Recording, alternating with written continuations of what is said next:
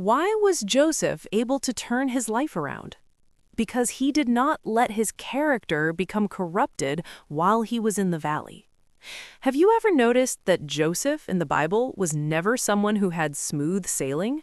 He had a prophetic dream, yet he first fell into a pit. He had grace, yet he was first envied by others. He had ability, yet he was first forgotten. He had a great future, yet he first went through a long period of being hidden. Many people envy Joseph for ultimately becoming the prime minister of Egypt, but if you only look at the result, you will never truly understand Joseph. The most precious thing about Joseph isn't how high he eventually stood, but that when no one was watching, he never collapsed on the inside. Joseph's life closely mirrors the real lives of many people. When we are young, we have passion and hope, feeling that we will definitely be used by God and will definitely have a unique path. But reality is not always like that. We assume that once the dream comes, the road will open up. But Joseph tells us that often a dream doesn't mean you will be immediately exalted. Rather, it means you will first go through a process of sifting. He was first rejected by his brothers, thrown into a pit, and then sold to a foreign land. This wasn't ordinary suffering. This was the deepest betrayal. The ones who hurt you the most are often not strangers, but the people you originally trusted the most. Had many others reached this point, their hearts would have changed long ago. Some would become cynical. Some would doubt God. Some would only want to prove themselves from then on.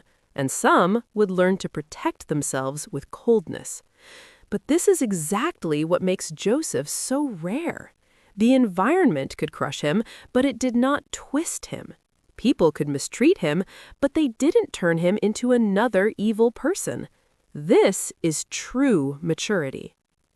Later, when Joseph arrived at Potiphar's house, he didn't casually live his life while complaining about the unfairness of fate. On the contrary, in his position as a slave, he remained faithful, remained diligent, and still did the tasks before him with excellence. What does this show? It shows that a person truly prepared by God doesn't wait for an opportunity to shine, but rather does not look down on themselves even when there are no opportunities. Many people fail not because the hardship is too great, but because they think, "No one is watching anyway. Why should I take it seriously?" But Joseph was not like this. In the days when no one could see him, he did not give up on himself. When fate was unfair, he did not indulge himself. When no one appreciated him, he did not stop growing. So you will find that Joseph's promotion was never accidental. Before God exalts a person, he often first watches to see if this person can remain upright in obscurity. The most touching thing isn't just that Joseph was capable, but that he did not compromise in the face of temptation. When Potiphar's wife tried to seduce him, there was no one to testify for him, no one to applaud him, and practically speaking, compromising might have been safer than refusing. But Joseph didn't. He knew that a person's true value isn't what others see you do, but who you are when you are completely alone. Today, many people will also experience such moments. No one is supervising you, no one is reminding you, and no one knows what you are thinking inside. In those times, a person's true life is most clearly revealed. The reason Joseph was later able to govern Egypt wasn't because he had good luck, but because he first learned to govern himself.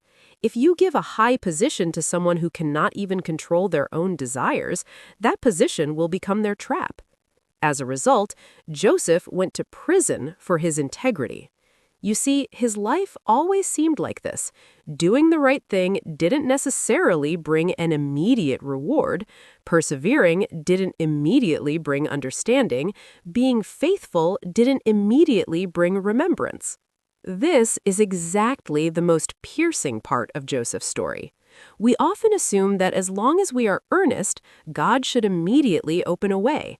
As long as we are faithful, the outcome should change at once. But Joseph tells us that God's preparation often isn't giving you an immediate answer, but first expanding your capacity.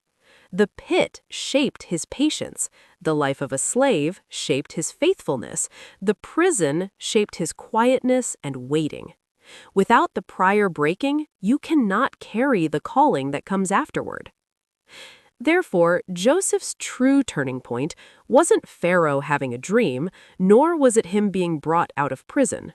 Joseph's true turning point was that during those dark, long days with no end in sight, he did not let himself rot away. Some people fail, not because they went through hardship, but because after the hardship, they began to turn sour, resentful, and bitter inside. Joseph's preciousness lies exactly here. He was hurt, but he did not become toxic. He was let down, but he did not learn to seek revenge. He was forgotten, but he did not give up hope. Finally, Joseph reached a high position, but what the Bible truly wants us to see is not how a person succeeds, but how a person still chooses to build others up after being hurt. When his brothers stood before him again, Joseph had every right to take revenge, but he didn't. It wasn't that he forgot the pain, but that he no longer let that pain define him. It wasn't that he pretended it didn't hurt, but that he allowed God to refine that pain into a greater heart. This is the deepest part of Joseph. Many people want Joseph's glory, but are unwilling to experience Joseph's obscurity. Many want Joseph's turnaround, but unwilling to learn Joseph's integrity. Many want Joseph's position, but lack Joseph's heart, a heart that remains soft even after being broken. Thus, the reminder from Joseph's life is not, "You will also be a prime minister sooner or later," but rather, even if you are still in the pit right now, still in a place no one sees, still in a stage of being misunderstood, delayed, and hidden, do not casually let your character deteriorate. What God truly wants to accomplish is not just changing your circumstances, but first shaping your life. Joseph's greatness was never just that he had prophetic dreams, but that when the dreams were long delayed, he was still willing to revere God and still willing to guard his character.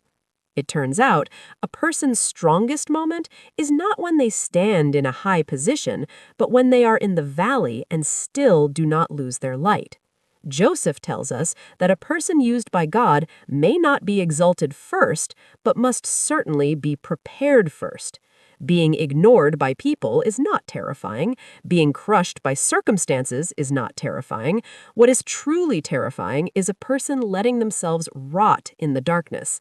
You may not have seen the answer today, but as long as you do not become bitter while hidden, once God's timing arrives, the pits you've walked through, the wounds you've suffered, and the tears you've shed will not be in vain. God doesn't just want to lead you out of the valley, God wants to use the valley to mold you into a completely different person.